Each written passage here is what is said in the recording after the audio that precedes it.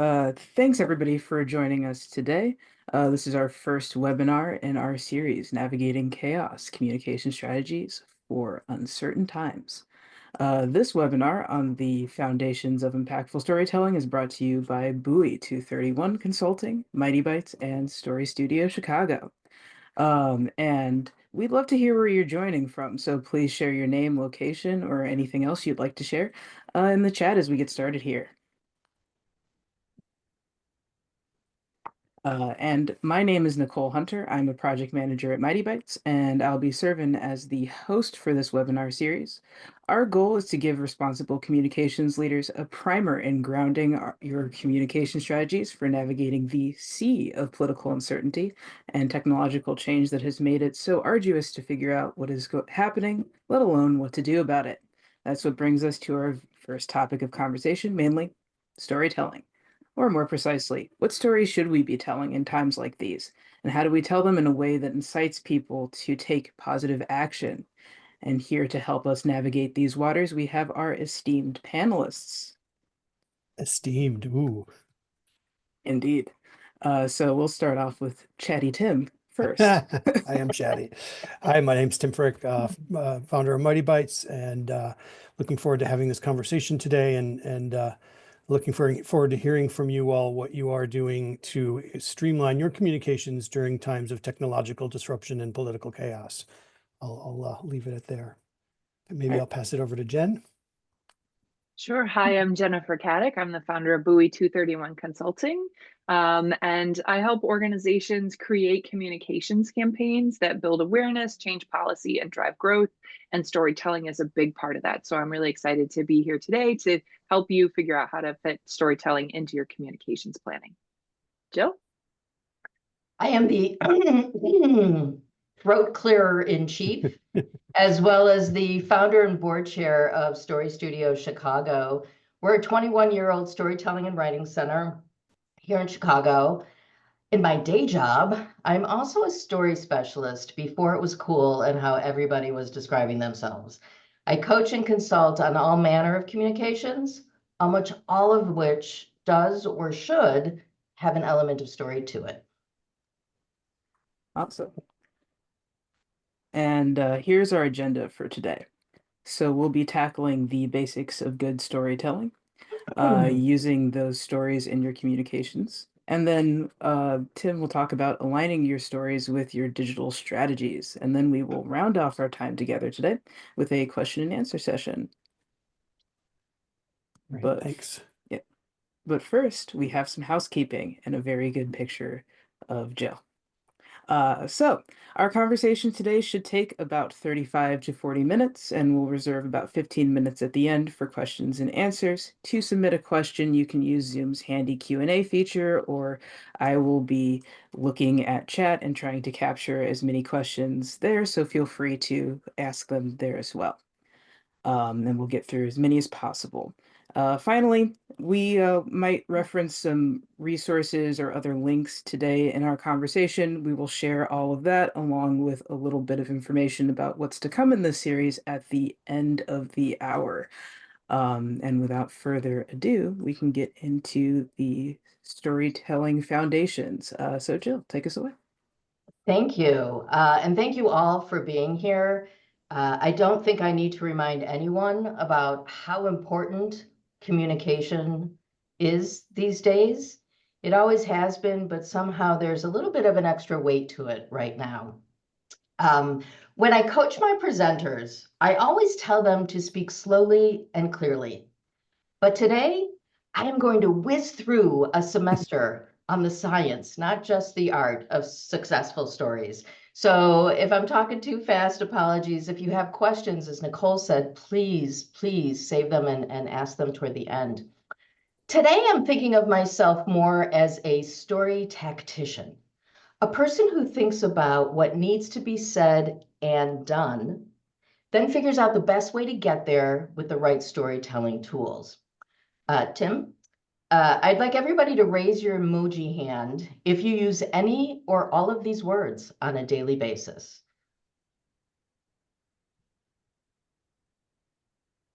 This is just a little smattering. And if you do use these words a lot, please stop. They're not very effective. They're overused, and there's science to explain why. It's the same science that explains what words we should be using and how we can build persuasive stories. Now, these words, at one point, they were lovely words, but because they're so overused, they've become so general in nature that they're not helpful, especially for people outside of your organization. Tim, instead of specific words, we're going to be talking about specific elements, the first of which is details. Some of you who have heard me talk before know I always say, if you only remember one thing from this talk, let it be the importance of details. If I tell you my first car was big and blue, well, there's a little description in there, but what pops in your head could be very different from the truth or from what I want you to be picturing. But if I say my first car was a 1986 Chevy Impala with powder blue on the outside and white leather interior on the inside and a cigarette burn on the front passenger seat, now, hopefully, your brain is igniting. Go ahead and put in the chat any of those details that really pop out for you, or if there's questions that pop out for you. Some of you might think, oh, that sounds similar to one of my early cars. Now we have a point of connection. You're both involved in this story, or we're both involved in this story, and it becomes a conversation. So a couple people are mentioning cigarette burn on the seat. Questions are some of the best tools that we can use because questions are often very specific and need details. And questions, even if I ask you the silliest question like, oh, isn't it hot in here? Your brain immediately begins to answer, whether you wanted to or not. And so you're involved. We don't like being talked to. We like participating. And these days, we all want more direction on the best way to participate in making good trouble. I had originally put in here good change, but no, I think we all want to make good trouble. Another way to think about it, it's all about me. It's all about the reader. So if you're not including me, not giving me an open door to walk through and become a part of that conversation, then I will shut down and move on to something else. So how do we make every story we tell at work include the audience? So because I've given you solid details to picture that car, now your brain is firing, might be about my car, but your brain is already rifling through your own past to think about your first car. So that's how our brains work, and that's what I want you to think about this morning. We like to put ourselves into every story we hear. When you watch a movie with a car that's about to go off the cliff, what happens to you? Your brain thinks you're in that car, so you tense up, maybe you start to sweat. Make your audience a part of that story. And using powerful and specific details not only make the subject real, but they make it possible for everyone to get into it in a couple ways. First, they're putting themselves in the story, then they're making themselves a key part of the conversation. So you'll see there's the image of, excuse me, or there's the word image on the screen.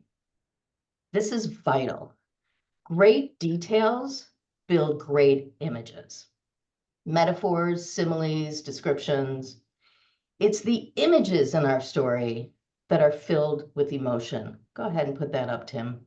You already know how vital it is to connect with the right emotions for our audience, but you can't just say, and now I appeal to your sense of fairness and justice. Instead, you have to make the audience do a little work in the conversation so they can feel involved, so they can feel like they have some agency in solving the matter at hand. Without good details and images, you can't create that emotional connection. There's a neuroscientist I love. His name is Paul Zak, and Nicole will put a link in the chat for you. Zak did an experiment several years ago, and essentially he had two groups. One learned about cancer rates and other specific data about the disease and research. But a second group got no data, and instead they heard very personal stories about a father with a young son named Ben who had cancer, and one particular day when they went to the zoo together. What he discovered is that sharing a lot of data and facts can be important, but they don't light up important parts of the brain. They don't have the power to create emotional connection. My 10th grade social studies teacher, Mr. Bain, who, yes, I did have a crush on, Mr. Bain once said in class, "The death of one is a tragedy. The death of 1,000, a statistic." Think about that. Zach found that good details and images increase two hormones in our bodies. The first is cortisol, the second is oxytocin. Now, oxytocin is that feel-good hormone. It makes us empathetic. Oxytocin is released in your brain when you stare deeply into a dog's eyes. Cortisol, as many of you know, is the fight or flight hormone. I like to call it the pee and flee hormone. It's the hormone that says, oh, there's a bear chasing me. I'm going to run in the opposite direction. Cortisol makes us take action. So think about these two hormones. The first makes us feel good or empathetic. The second makes us take action. So this is pretty enlightening stuff, but Zach didn't start there. He took it one step further to see if a good story can have an impact on charitable donations. You guessed it, data alone didn't drive significant giving. He gave each group money to give away. And of course, the group who heard the story donated more of their dollars. They were already emotionally connected to Ben and his father. So today, I imagine many of you are thinking about raising money, but we're also thinking about how to get our people involved. And remember this, every story you tell your stakeholders needs to have clear details, images, and the right emotion tied to those images. Okay, so how do we do this? Go ahead and put up the first bit of the next screen, Tim. This is a process I've developed over the years, and believe it or not, I use it every time I'm preparing a communication. You may think, oh, I don't have time to think through this whole list. And indeed, the first time you attempt it, it might take you 10, 15, 20 minutes. But the more you do it, the faster you get. I even run this process through my head every time I write an email. Even if it's to my mother, I still run the process through my head. And because I do it so often, I'm pretty darn quick at it. And I don't find that it takes time away. In fact, I think it saves time. So the first is thinking about their goal. I like to say this is the only point at which you really get to be selfish and thinking about you. Be specific. Why are you sending this message? What do you need to have happen? What needs to be different before you send the message from after you send the message? And then next, of course, we are always considering our audience. They're always the first thing that pops in my head. And I'm always thinking about what do they need? And remember, your audience doesn't exist in a vacuum. You're thinking about what you need, but your audience is also thinking about picking their kids up from school and paying the electric bill and returning all those emails. There's a lot going on in their lives. You have to fit your message into all of that. I also think a lot about, is this a problem or is this an opportunity? I like to position things as opportunities because that makes it a little bit easier for people to feel that they can get involved. The other thing, because we're talking about stories today, is who's the hero? Sometimes the hero can be the reader. Sometimes it can be you or your organization. Sometimes it might be some of the clients your organization serves. But take a minute and stop and think, who's that hero? Next, I use the word focus, but there's probably a better word out there. When I'm talking about focus, what I'm thinking about is how do I clear away the extra driftwood and focus on what needs to be said at this moment? Maybe what I'm really saying is be short. Write your draft, then cut it at least by half, and then see if you can cut it again. I mean, no one reads, so don't waste your time. or theirs. Each story should have a very specific focus. And then, what do you need me to do? We all talk about calls to action. It's kind of a phrase that we toss about on a pretty regular basis. But calls to action are vital, and I want to harken back to those two hormones that I mentioned. The first, that oxytocin, right? So that makes us feel good or empathetic. So you can see where on this framework that might fit in. I'm going to feel mostly empathetic and good about getting my own stuff done or about seeing myself in this story. But the cortisol is what makes the difference. The cortisol is what makes us take action. But we can't just take a general action, right? When we are communicating, we need to be very, very specific, not just with our details, but with our calls to action. What do you need them to do? Go ahead. I'm moving pretty fast here, so maybe we'll open it up for questions. If you have some questions while I'm talking, please feel free to pop them in the chat, and I'll see if I can do double duty here. Stories are about enjoyment. Stories are about making connection. But I think a lot of us on this call are thinking about how can we use stories to make change, to persuade the people we're communicating with to take an action. Maybe some of you are focusing on the stories you need to tell to your own coworkers and colleagues. Whatever it is, I always think that if you're communicating with me at work, you better need me to do something. Otherwise, I'm just going to hit the delete key and move on. So how do you take your audience, really put them at the top of the list and be persuasive? So the first thing, and this is going to sound repetitious because you need to say things literally 115 times before they really sink in, but be clear, be focused. I love talking about messy drafts. I think that writing is thinking. So I like to write a long draft, think through what I want to say, but then it's also my job to translate that messy draft into the shortest, easiest to digest story that I can. We talked about a little bit about being short and focused, which isn't the same thing as being succinct. Go ahead and put that up there, Tim. Clear and succinct, they really go together. And I'd like to impress upon you the power of being short. You may think you need this opening. You might think you need all of this description. My advice to you is take it out. Give it a shot. See what it looks like. You know, I come from world of creative writing, and there's a wonderful author out there who talks about how in a writing session, the first couple paragraphs you write are useless. Toss them out. Those are you just warming up. But it's the next bit that you want to focus on and work with and cut.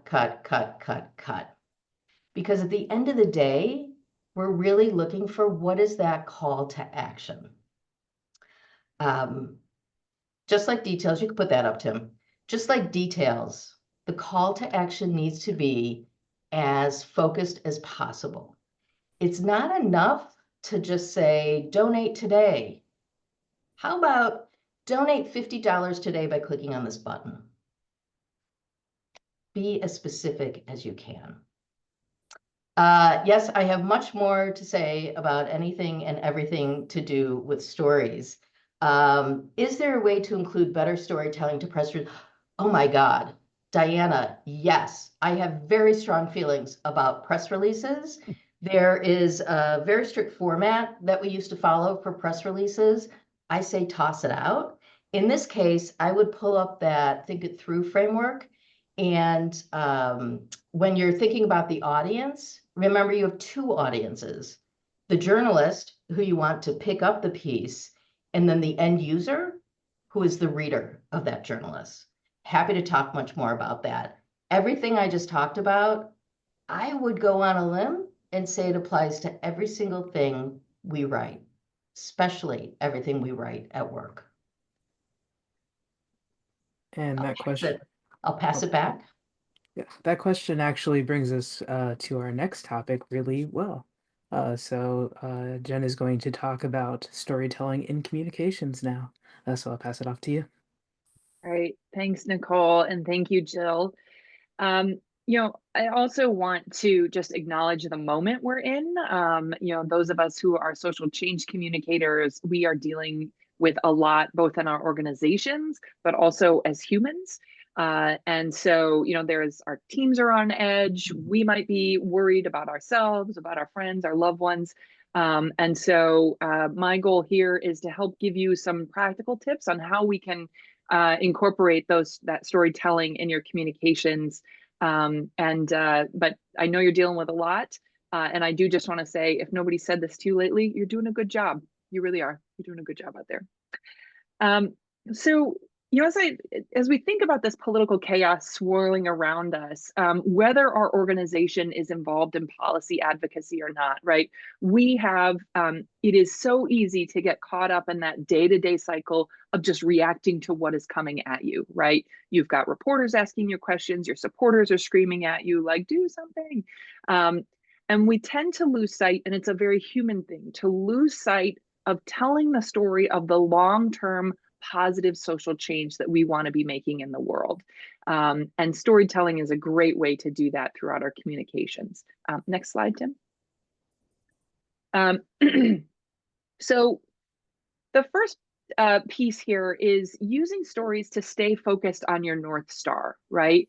By thinking about your values at the center of your stories, that is a way to keep your supporters and the audiences that you need to reach focused on that long-term change. So staying out of the weeds of the latest executive order or whatever bill you're trying to get passed or whatever thing might be happening at your local county legislature or something. Telling those long-term stories are a really important way to remind people about why they're coming together, why they're engaged in your organization. And finding places in your communications plan to tell those longer term stories are really important. So what do I mean? What's an example of like keeping your values at the center of a story? I'm going to truncate this story just for time, but I spent a bunch of my career working on Great Lakes freshwater issues. And a lot of the organizations I worked with had a value of water as a human right. That's great. That sounds really heavy and hard though. Like, what does that really mean? And a story we got from one of our supporters at one organization said something very simple along the lines of, I used to live in the Great Lakes. I don't anymore, but my grandma lives in Toledo, Ohio. And I'm really worried because Toledo's drinking water is not safe because of toxic algae out in Lake Erie. And my grandma, this is a direct quote from their story, my grandma and all the grandmas should have clean drinking water.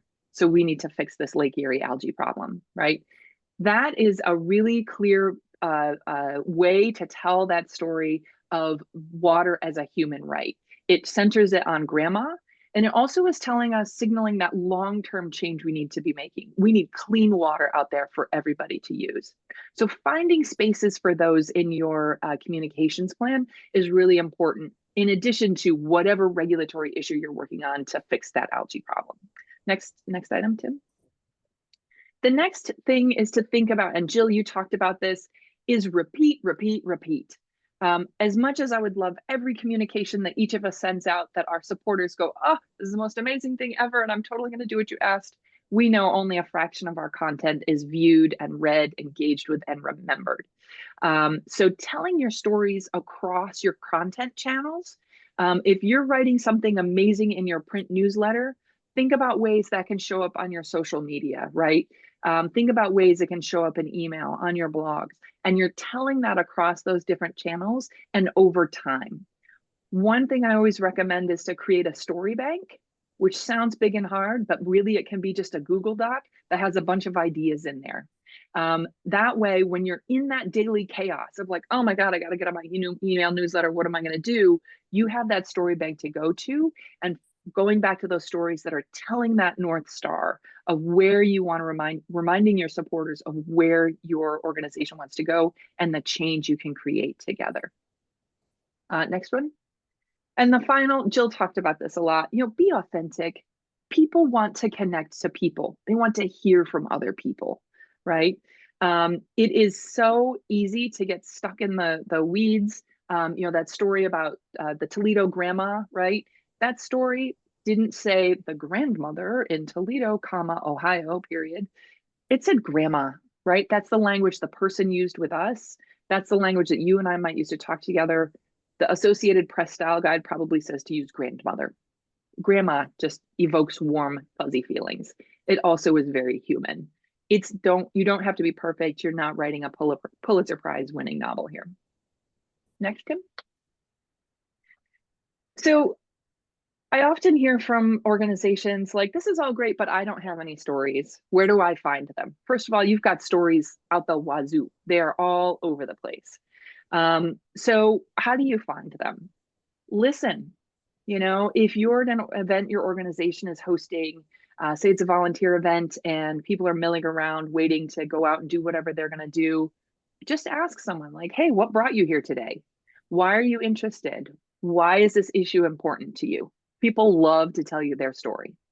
You can formally interview people, but those informal conversations are going to give you a ton of ideas for that story bank. If you're hosting events, I've done some work with an organization that's a professional organization. They're doing a lot of professional development, like workshops and things. In those event forms, leave an open-ended question. Ask people like, how are you going to use this information? How did you feel about this event? That is going to give you a bunch of information. Asking people. The Toledo grandma story came because we sent out a list to our email list and said, why do you think the Great Lakes should be protected? We got hundreds of amazing stories. If you're getting those ideas, again, create that simple story bank, collect them, make sure you're jotting them down somewhere. It's also important to remember that stories are not always about people. They can be about an object, they can be about a place, they can be about wildlife. So get creative about who your stories are about. And always, always, always, always get permission to use a person's story. They may say, I don't want my name used or my location, but make sure you're getting permission and just be respectful with those stories. So I'll leave it there. All right. So now you're up, Tim, with telling us about digital storytelling and digital strategy. Thanks, Nicole. Thanks, Jill and Jen. It was such a great setup. And really the premise behind the things I'm going to talk about is, we're most likely all of us are going to take these stories that we write and we're going to throw them over the event horizon into the crazy black hole that is the internet. And things happen there, it turns out. And some of them are great, some of them not so great. So I'm going to really talk about some of the challenges that are happening right now with content on the internet, and why the things that Jill and Jen are talking about are so incredibly important. So, I want to find out how best to translate impactful storytelling into effective online communications when so many of the digital channels that we use are saturated with substandard content that is prioritized and organized by algorithmic priorities and not necessarily by human priorities. So I'm going to quickly go into a few of the challenges. In 2022, author Cory Doctorow coined a term called enshittification, which has become one of my favorite words. In 2024, the Mockery Dictionary made it their 2024 word of the year. They have a definition which you can read up here on the screen. And essentially, in its simplest terms, enshittification means platform decay. However, as you can see from the definition here, it's really about platform decay due to profit seeking usually at the expense of customers, which is us. And many of the online platforms have multi-tiered customer scenarios. So you've got businesses selling ads on Facebook, you've got Facebook groups, you've got Facebook users. And so, really the platforms are trying to squeeze value or hoard value for themselves at the expense of all of these kind of different stakeholder groups. And so it's really becomes effective, or most easily recognizable in large online platforms like Facebook and Twitter, but it does manifest itself across the web in a whole bunch of different ways. And it presents significant challenges for marketers and communicators and advocacy folks. So I'm going to talk about 3 in particular. These are kind of like symptoms of agidification. They are caused by the platforms, like I said, but then if you're actually responsible for creating messaging using Jill's awesome, was it Gunifadu framework, these are going to be some of the challenges that those of us who are communicating via the web are going to face. One is content saturation. So the platforms are flooded with an overwhelming amount of kind of substandard content, fueled by rage bait, which really drives engagement rather than actual meaningful discourse. And so that brings us to the current situation that we're in. Inbox fatigue. So there's a huge glut of aggressive AI-powered email marketing strategies that leave most campaigns, I would venture to say, destined for spam folders and spam boxes. And then finally, advertising, efficacy. The campaign performance is down, yet the costs still are high. And platforms are trying to hoard value for themselves. And so most people who are advertising on social media platforms and big tech platforms are finding that their advertising dollars don't go as far as they used to, which causes them to make some sometimes unethical decisions. But these challenges really underscore the importance of fostering good storytelling techniques with the details and the imagery and all of the things we just talked about, alongside responsible marketing and communication practices. So I'm going to drop a quick link into the chat. We broke down. I sadly didn't follow your rules, Jill. It is not very succinct, but it has got a lot of good details in it, and hopefully it's web formatted in a way that is very very skimmable. And it really kind of breaks down. If you're looking to get more information on any of these 3 things, it breaks down each of the challenges in more detail. So some of the challenges specific to marketers, above and beyond what we just mentioned, AI fuels some of these things. It's not necessarily all of the problems. We could spend an hour talking about generative AI and sustainability and ethics and responsibility issues related to AI, but that's kind of beyond the scope of this webinar. However, if you're interested in learning more, Nicole here did an amazing post on ethics and sustainability in AI that I think is worth reading. So factors at play specific to communicators. So when we're talking about enshittification and the role AI plays in enshittification, the first one is team skills and capacity building. So in other words, do you have the time, culture, and resources to enact good training and governance practices around storytelling? Data privacy and data inequality issues. Do you have the clear organizational policies in place to protect people's personal data? I think that's really important, and often tends to slip through the cracks in a lot of these things. And then finally, responsible tech legislation, of which there is very little. We have a significant shortage of responsible policies to govern both big tech platforms and marketing in general. And so there are a lot we as marketers can do to say, hey, this isn't great, let's band together and create some collective action, not impact, Jill, since we know that impact is not one of those words. It's on the naughty list. So with that being said, what can we do? There are a few things. I think one, start thinking more resiliently about your communication strategies. It's great to have an overarching strategy that might guide your content over the course of the year, but think resiliently about that. How can I be flexible? How can I create evergreen content? How can I create systems and policies and practices that allow me to very quickly shift or pivot if I need to? And then nurture communities. So we're all talking about community building, coalition building, and stuff as part of this kind of, online advocacy movement. And so helping to nurture communities in ways that are meaningful to all the people involved in those communities, around shared values and driving that collective action. And then finally, focusing on like organizational agility, inclusion, and driving innovation within the communications team. I think that kind of goes hand in hand with resilient communications. Conveniently, the next 3 webinars in this series are actually going to be covering all 3 of these things in a lot of detail. We're going to talk about how to roll our sleeves up and get into the nitty gritty on how to do each of these things over the course of the next few webinars. I'm going to share a template here that we created at Mightybytes that is a content brief. So every story has metadata. And so there you go. There's a couple links there in the chat. Every story has metadata. Metadata is the information around the story that helps the story become successful online. Examples include like message architecture, like the GFNADO framework that Jill was using. Also meta descriptions, title and alt tags, taxonomy, that kind of thing. And then a content brief can kind of help you organize all of that metadata so that it can improve your actual communication strategy.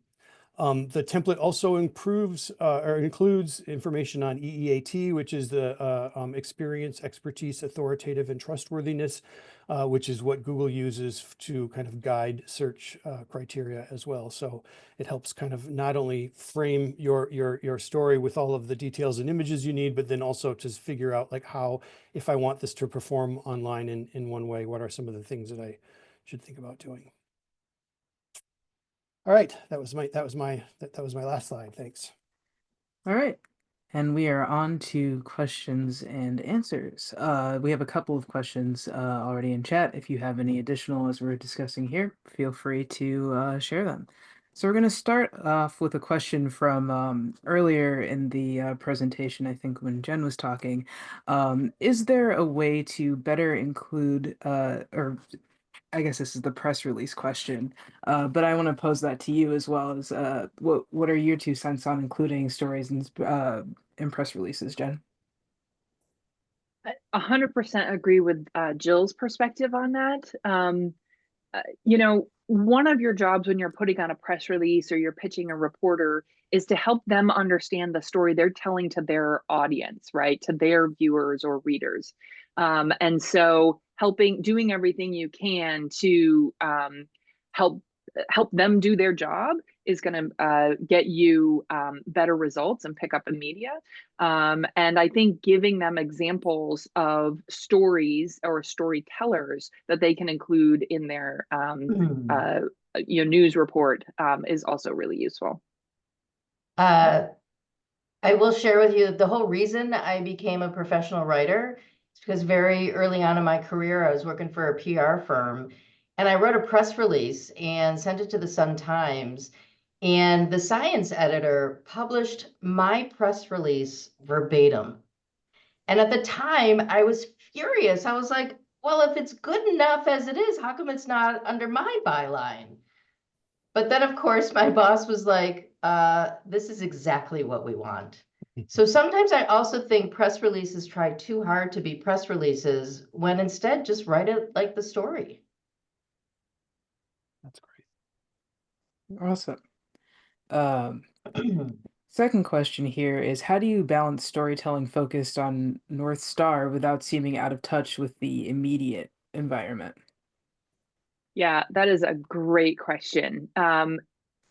It's a yes and, finding opportunities to do both, especially for groups that are in the policy making space right now or policy advocacy space. You absolutely need to be talking to your audiences about the impacts of the executive orders and all of the policies coming down from Washington, D.C. And what I would argue is finding ways within that to tell that North Star story, right? So it's not just about how many X dollars in executive order 432-3, right? It's about this harmful policy will impact and insert your story. There are ways to incorporate that in those immediate communications about the harmful policy changes that are happening. I also would argue that in moments like this, it is really important to find ways where we acknowledge and we say, yes, this is really hard, but remember, this is why we are here, right? I know that when I've been dealing with difficult policy communication issues, when I can find an opportunity to tell that story of the long-term vision, it fills up my cup, right? I'm like, oh, right, this is why I'm here. I'm not just thinking about whatever awful politician I'm mad at that day, right? I am here because I want to see this change in the world. And it fills up your supporters' cups as well to be like, hey, in the midst of all of this negativity, in the midst of all of this awful news, this is why we are here. This is why we are sending action alerts or doing whatever action we need to take around the immediate issues. And telling that long-term story, I think, can be really impactful to give people hope and inspiration in these really difficult times. Jill, you might have other thoughts on that.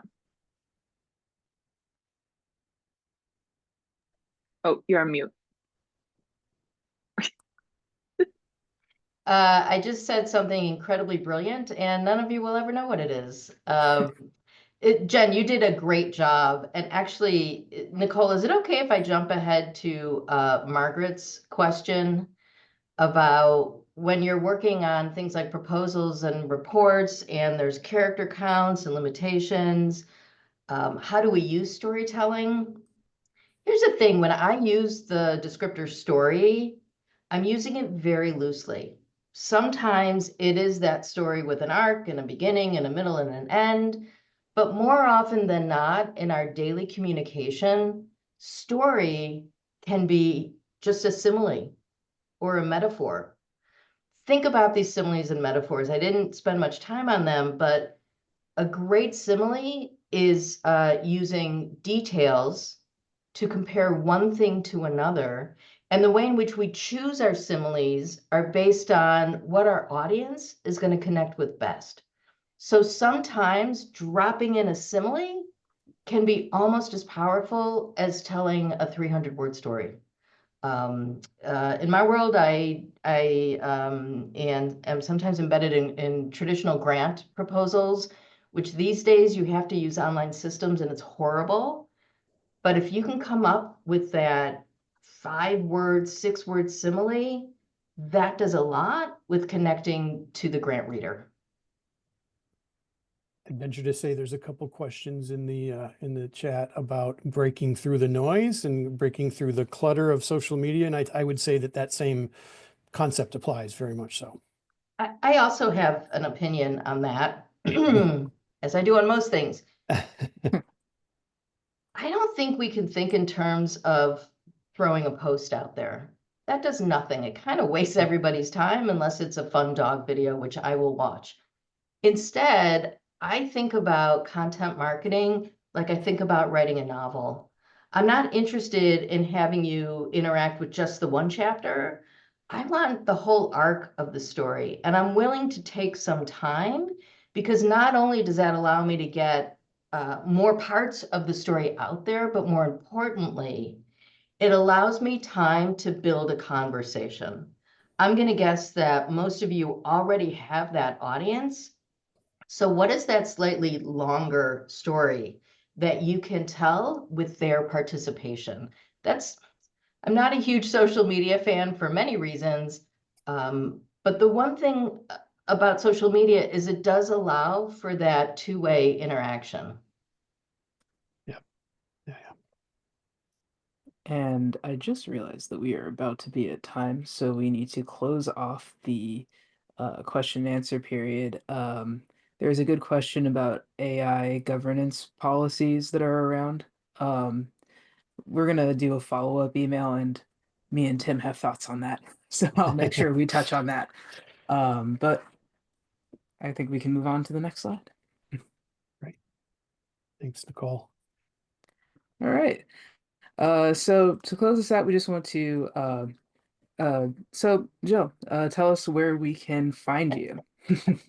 StoryStudio Chicago is the name of our educational institution. StoryStudio Words for Work is me. You can find me at that URL. I'm actually much more active on LinkedIn. I'll also mention to this audience that I am struggling with finding my way with a Substack newsletter, and I'll be interested in getting your feedback on it if you are interested in taking a look, because I'm trying to find what Jen was talking about. What's my lane in this conversation that's so overwhelming? But please find me there. Thank you. And then on to the next. Tim, where can you find us? Sure. Us are found here. Um, I'm going to put, Nicole, I'm going to put my LinkedIn and your LinkedIn in the chat as well. Like Jill, we are mostly active on LinkedIn. We've kind of stopped a lot of the other social media channels for a while now, and really kind of have decided to kind of hone down onto LinkedIn and our blog as our kind of main channels for content and stuff. And similar to what Jill was saying earlier, we use our blog as kind of a longer term content marketing experiment to talk about the narrative of like, how do you do marketing more responsibly, more ethically, more sustainably? And that's really our kind of long form narrative that we're you know, every post that we put out is really kind of driven by experimenting with that. So. And on to the next. And Jen, tell us about where to find you. Yeah, so you can also find me on LinkedIn, and my website is Buoy231Consulting.com. Thanks, Tim, for dropping that in the chat. I am always happy to talk. I know we didn't have a huge amount of time for conversation today, but don't hesitate to reach out with a LinkedIn DM or book a call via my website. You know, we are all here to support one another in this really difficult time as we navigate a really rapidly changing environment.